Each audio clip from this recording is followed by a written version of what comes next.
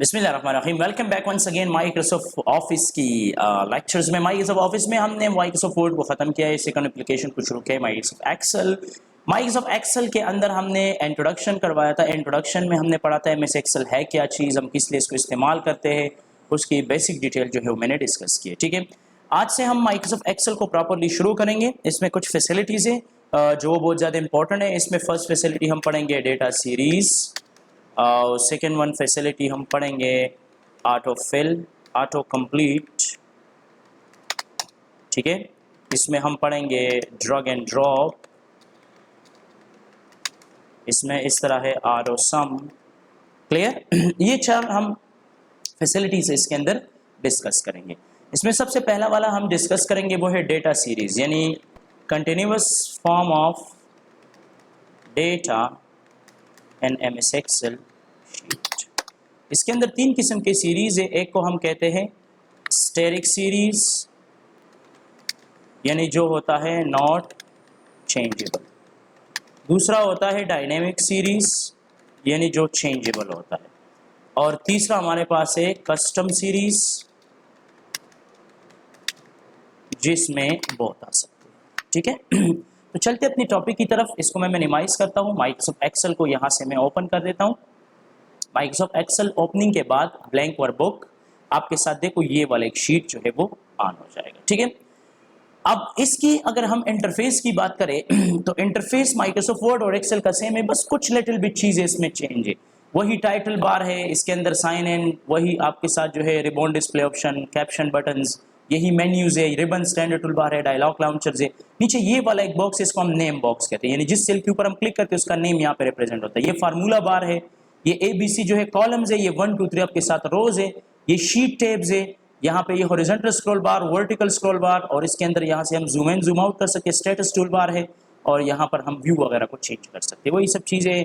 और ये जो ग्रीन आप लोगों को नजर आ रहा है इसको हम एक्टिव सेल इंडिकेटर कहते हैं। ठीक है, अब देखो ये मेरे पास कुछ इंटरफेस से रिलेटेड कुछ लिटिल बिट इन्फॉर्मेशन था। ठीक है, अच्छा, अब आज की सेशन में हम शुरू करेंगे first facility of Microsoft Excel, वो है डेटा सीरीज फैसिलिटी, यानी इसके अंदर हम पढ़ेंगे डेटा सीरीज।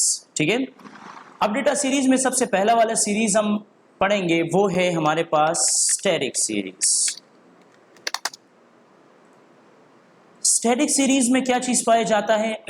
स्टैटिक सीरीज में बेसिकली हमारे साथ जो पाया जाता है, स्टैटिक सीरीज ये नॉट चेंजेबल है। ठीक है, पहले मैं इसकी डिजाइन सब कुछ सेट कर देता हूँ। अब ये सेट हो गया। अब यहाँ पे मैं लिखता हूँ 1, इस 1 के ऊपर मैं क्लिक करता हूँ, और क्लिक करने के बाद देखो ये एक्टिव सेल इंडिकेटर आ जाएगा। नीचे ये छोटा सा डॉट आप लोग को नजर आए, जब आप कर्सर इसके नजदीक लेंगे तो एक ब्लैक प्लस बन जाएगा। क्लिक को होल्ड रखना है, नीचे की तरफ ड्रैग करना है, तो आपको आपके साथ देखो ये एक डुप्लीकेट वैल्यू यहाँ पे शो हो जाए। ठीक है, या यहाँ पे मैं लिखता हूँ अली, और अली को लिखने के बाद यहाँ पे मैं ड्रैग करता हूँ, देखो ये आपके साथ सिमिलरली अली का रिकॉर्ड रिपीटेडली आ जाएगा। अच्छा, मैं यहाँ पे लिखता हूँ मेल, और यहाँ पर मैं क्या कर सकता हूँ, रिपीटेडली इसको प्रॉपर तरतीब से मैं फिल कर सकता हूँ। देखो नजर आ रहे हैं, मैं बाय डिफ़ॉल्ट इसको नॉर्मली फिल कर सकता हूँ। इसके अलावा मैं यहाँ पे लिखता हूँ इंजीनियर, और मैं सिंपली इसको जो है वो क्या कर सकता हूँ, ड्रैग कर सकता हूँ। यानी अगर फॉर एग्जांपल हमें एक डुप्लीकेट डेटा की ज़रूरत पड़ जाए और हमें उस डेटा को बार बार फिल करना है, तो बार बार फिलिंग से बचने के लिए मैं क्या कर सकता हूँ, मैं डायरेक्टली जो है वो स्टैटिक सीरीज़ को यूज़ कर सकता हूँ। स्टैटिक सीरीज़ की देखो ये आपके साथ जो है एक स्टैटिक सीरीज बन जाएगा। स्टैटिक सीरीज की जो शॉर्टकट है वो है Ctrl+D।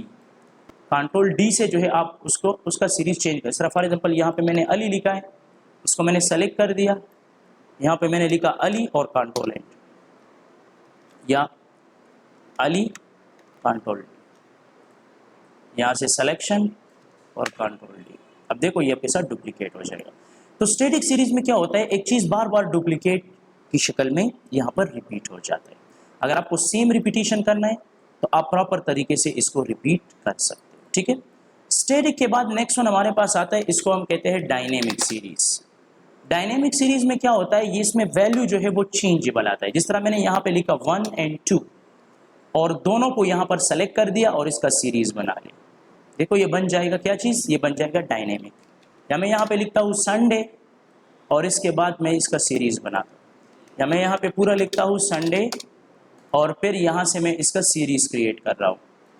ठीक है, या फिर मैं यहाँ पे लिखता हूँ JN यानी जनवरी, या मैं यहाँ पे लिखता हूँ JNURY जनवरी। आपके साथ देखो ये यहाँ पे फिल आउट हो जाए। मेरे कहने का मकसद यही है कि आप डायनेमिक सीरीज की मदद से किसी भी वैल्यू को आप चेंज कर सकते हो। इस तरह मैंने यहाँ पे लिखा इंजीनियर, डॉक्टर एंड ड्राइवर। मैं चाहता हूँ ये तीनों रिपीटेडली आ जाए, तो आप क्या कर सकते हो, आप ये तीनों को रिपीट कर देखिए, engineer doctor driver, engineer doctor driver, यानी प्रॉपर तरतीब से जो है ये क्या होगा, प्रॉपर तरतीब से जो है वो रिपीटेडली आएगा।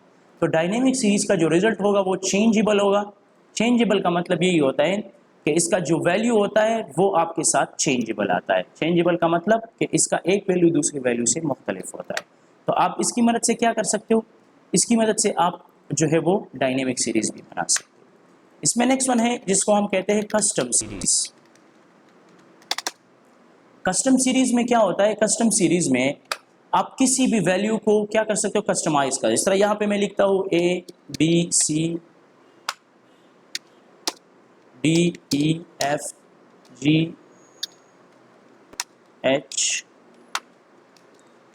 JK, ठीक है, ये वैल्यूज। अगर मैं यहाँ पे A टाइप कर दूँ और इसको मैं रिपीटेडली यहाँ पर क्या कर दूँ, इसका सीरीज बनाऊँ, तो ये आएगा स्टैटिक सीरीज। लेकिन अगर मैं इसको सेलेक्ट कर दूंगा, फाइल में जाऊंगा, मोर ऑप्शंस, यहाँ पे आऊंगा एडवांस, और एडवांस में आने के बाद सबसे लास्ट पे आ जाऊंगा। सबसे लास्ट में आने के बाद यहाँ पे क्या करूंगा, एडिट कस्टम लिस्ट, और यहाँ पर क्या करूंगा, इंपोर्ट एंड ओके। अब वही लिस्ट है, ओके, यहाँ पर मैं A टाइप करता हूँ तो ये आपके साथ बन जाएगा डायनेमिक सीरीज।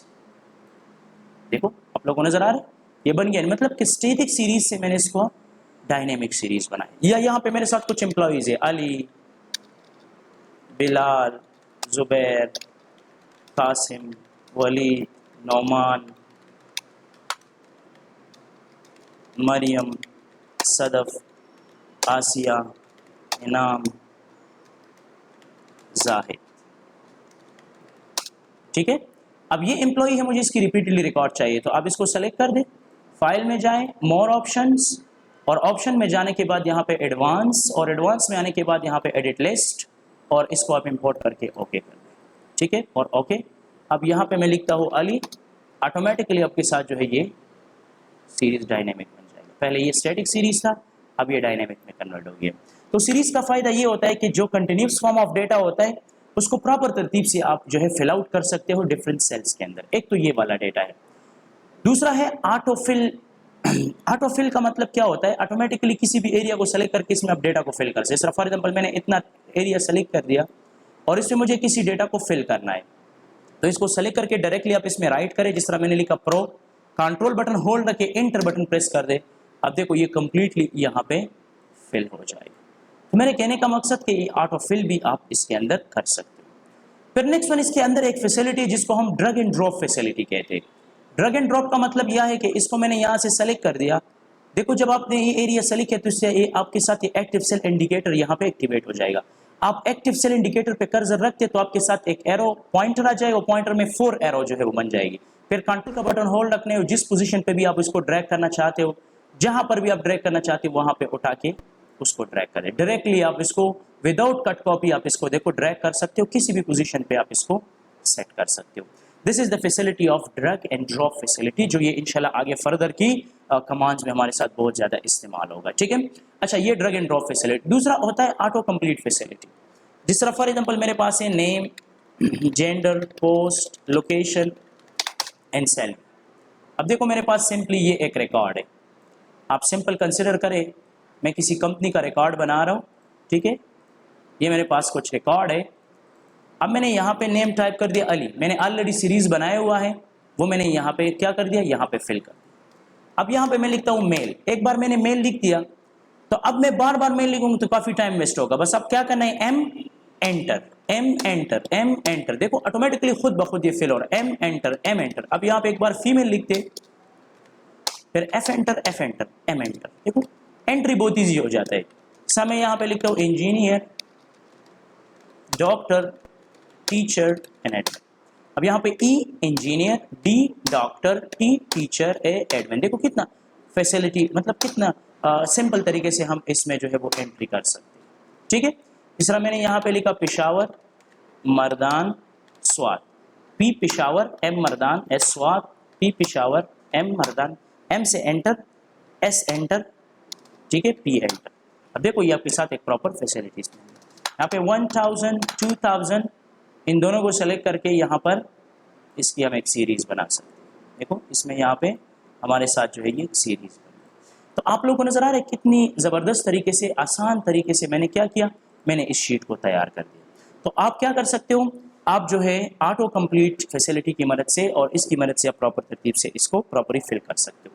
फिर नेक्स्ट वन हमारे पास पाया जाता है, इसको हम कहते हैं ऑटो सम। ऑटो सम का बहुत इंपॉर्टेंट फैसिलिटी जो है यहाँ पे पाया जाता है, क्योंकि वजह ये होता है कि जब भी आपके साथ कोई भी रिकॉर्ड होता है, आप उस सब रिकॉर्ड को सेलेक्ट करके इस एम्प्टी सेल के साथ और इस सेल पे आने के बाद आपको क्या करना है, कीबोर्ड से ऑल्ट बटन को होल्ड रखे इक्वल बटन को प्रेस करना है। अब आपको नजर आ रहा है ऑटोमेटिकली आपके साथ क्या हो जाएगा, ऑटोमेटिकली ये आपके साथ जो है कैलकुलेट हो जाएगा, यानी ऑटोमेटिकली आपके साथ देखो ये वैल्यू जो है ये कैलकुलेट होगी। तो आप क्या कर सकते हो, आप ऑटो सम की मदद से क्या कर सकते हो, ऑटो सम की मदद से आप प्रॉपर तरतीब से इसको एडजस्ट कर सकते हो। ये कुछ लिटिल बिट फैसिलिटीज थी, क्योंकि हम माइक्रोसॉफ्ट एक्सेल में जब भी काम करते हैं, ये याद रखें हम इस तरतीब इस चीज़ों को बहुत ज़्यादा इस्तेमाल करते हैं। इसके अलावा एक बात याद रखें, जब भी आप यहाँ पे लिखे द प्रोफेशनल इंस्टीट्यूट, तो द प्रोफेशनल इंस्टीट्यूट का ये जो सेल है, याद रखें इस सेल को आप जब एडिट करते हो, जब आप इसमें कुछ भी लिखते हो तो ये सारा टेक्स्ट खत्म हो जाता है।